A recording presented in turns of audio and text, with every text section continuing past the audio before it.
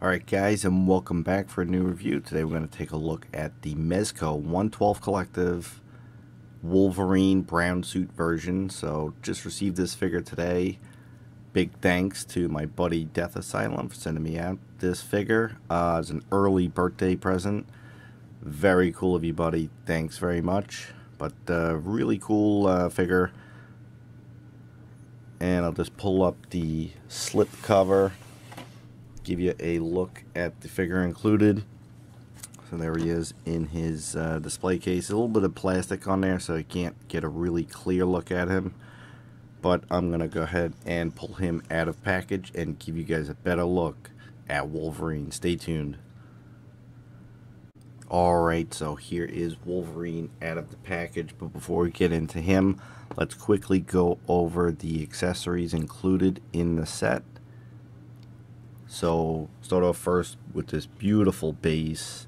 It's got this high gloss finish to it. Really looks sharp.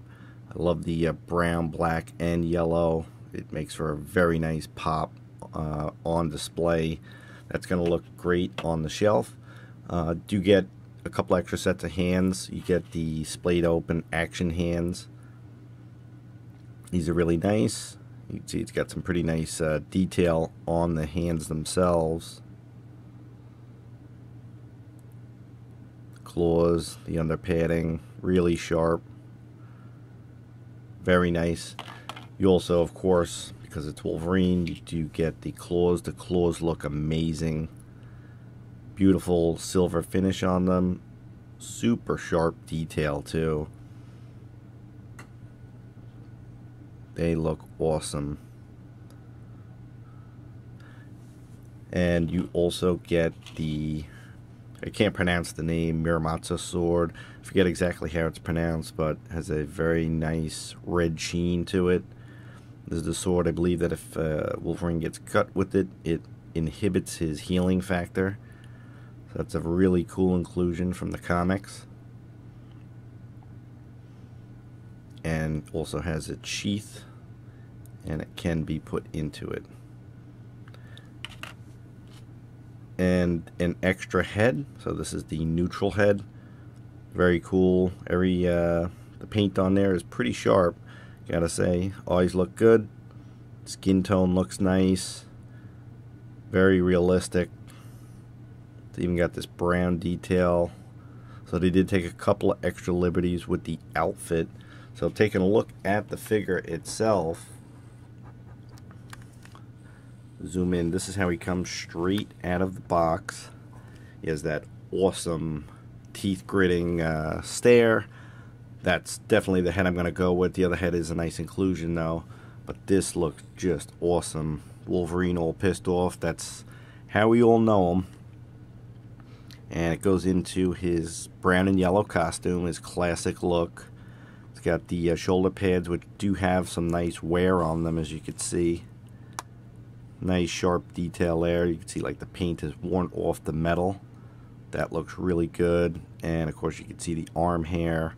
That's a detail they didn't spare, which is really good. Definitely need that for a Wolverine figure.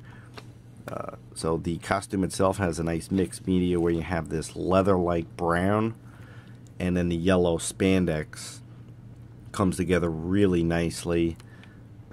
And then into the belt, it's got some pouches on there, really cool look. Got that gloss red on the belt itself, and you got some panel work along that brown. So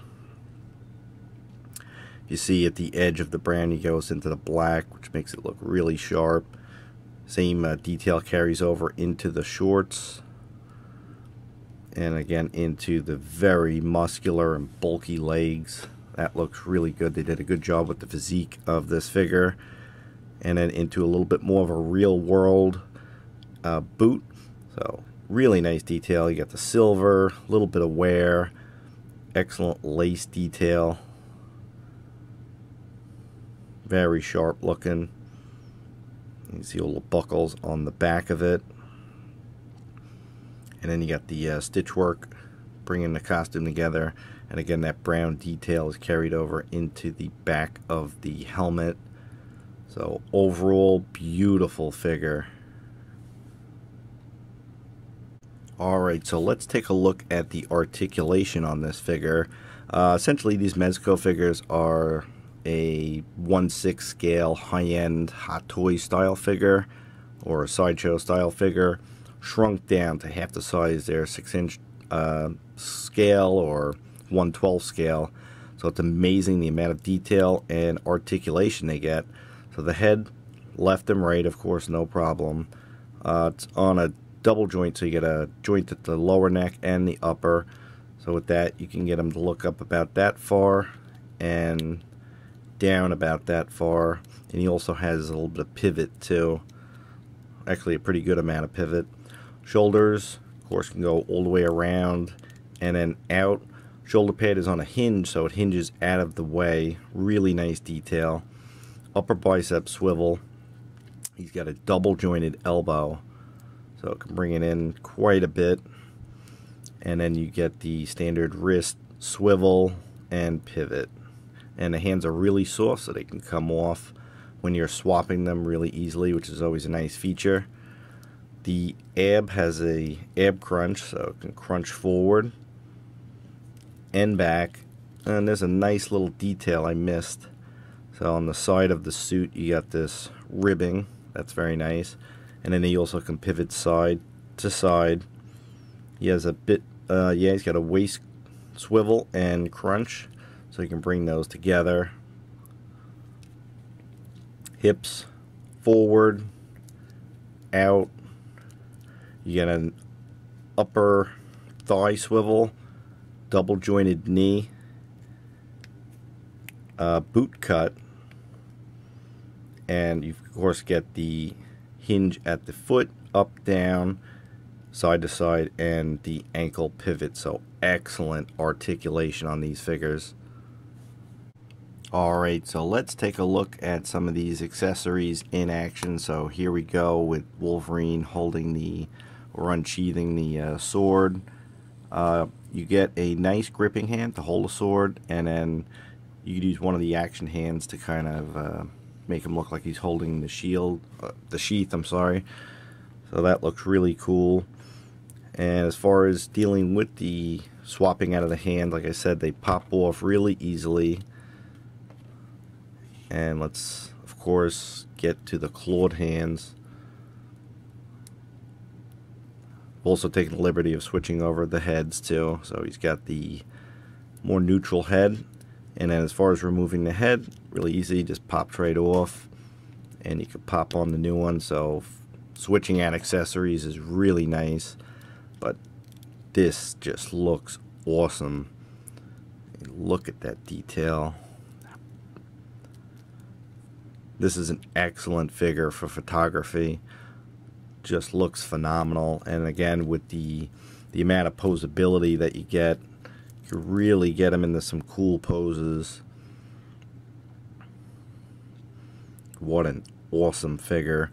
Of course, they came out with the exclusive yellow and blue tiger stripe outfit recently. I think that was the first release. And then now the brown and yellow, which is my favorite look for Wolverine. So very happy that I got this figure. And again, another big thanks to my buddy for picking this up as an early birthday gift. Really awesome. Really digging this. So there he is posed up. Next up, we'll take a look at a few comparisons. Alright, so here he is next to a couple other figures. We got the Mezco Punisher. This was the first one they came out with, and a phenomenal figure that got #1 for the top 10 toys of 2017. If you go back and take a look at that video, love that figure, really awesome.